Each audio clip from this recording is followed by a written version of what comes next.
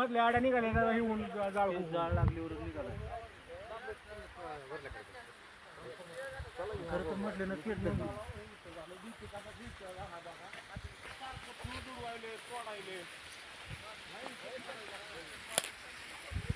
असं असतात का फ्यूज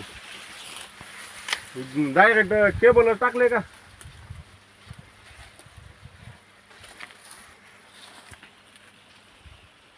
तिकडं धडाक देऊन देऊन तुटून गेला नवा टाकलेला फ्यूज नवे टाकले गेलं फ्यूज उडा नाही म्हणून ती ठिणक्या थड उडायला 1.5 महिन्यामध्ये पहिला इन्चार्जनं तुम्हाला काही माहिती दिली आहे का नाही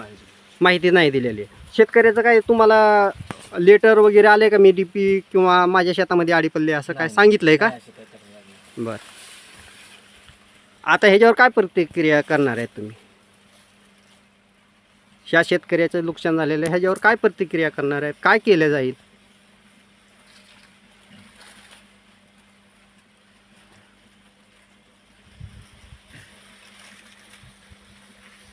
आपण पाहू शकतो हे डीपीची अवस्था अशी आहे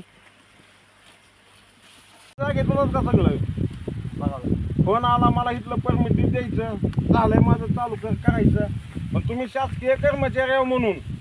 महिना 15 दिवसाला राहून आणणं बघणं ही काय तुमचं काम आहे का नाही आम्हाला कल्पना देणं बी काम आहे किंवा साहेब सर्किटचा घोटाळा आहे लाईट चालत नाही इथं ज्याला गरज होती ज्याला करून घ्यायचं होतं त्यानं इथं थांबणं त्यानं करून घेणं व्यवस्थित त्याची मोटर बंद आहे किंवा तिथल्या लोकांना भिजवायचंय का ज्याचं काय नाही तिथं त्यानं बघणं काम आहे परमिट आता त्या दिवशी आता कारखाना ऊस पडायला तयार नाही म्हणतोय माझा तुम्ही गैरभाग परत केला तुमची नोंद नाही याला काय करायचं मी ती सांगा मला पडते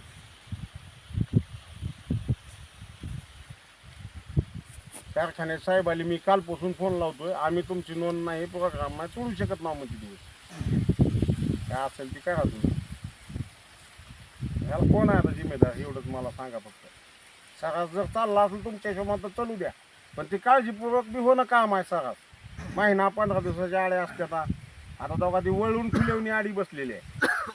तिकडं नवं टाकलेलं फ्यूज दाना दिन झालं तरी आडी निघाली येवती येथील रहिवासी असून मी ग्राम महसूल अधिकारी यांच्या बोलावण्यावरून दिनांक 2/1/2026 रोजी सकाळी 10 वाजता येवती शिवारातील गट नंबर 245, 246 व 239 मध्ये हजर झालो असता गट नंबर 245 मधील खातेदार विशाल बालाजी खांडेकर यांच्या क्षेत्रात डीपी असून दिनांक 1/1/2026 रोजी दुपारी 2 ते 3च्या दरम्यान डीपीचे काम चालू केला असता गट नंबर 246 मधील विजेच्या ताराला 2 जागी आडी पडल्यामुळे शॉर्ट सर्किट होऊन गट नंबर 246 मधील उसाला आग लागली व यामुळे गट नंबर 246 मधील समाबाई देवीदास खांडेकर व इतर सामायिक क्षेत्र यांचे 1 हेक्टर विसार ऊस व 15 पाईप जळाला व तसेच शेजारील गट नंबर 239 मधील श्रीमंत हरी खांडेकर यांच्या क्षेत्रात कुठलाही विजेचा खांब नसताना शेजारील ऊस पेटल्यामुळे त्यांच्याही ऊसाला आग लागून 1 हेक्टर 10 आर ऊस पूर्णपणे जळाला व तसेच एक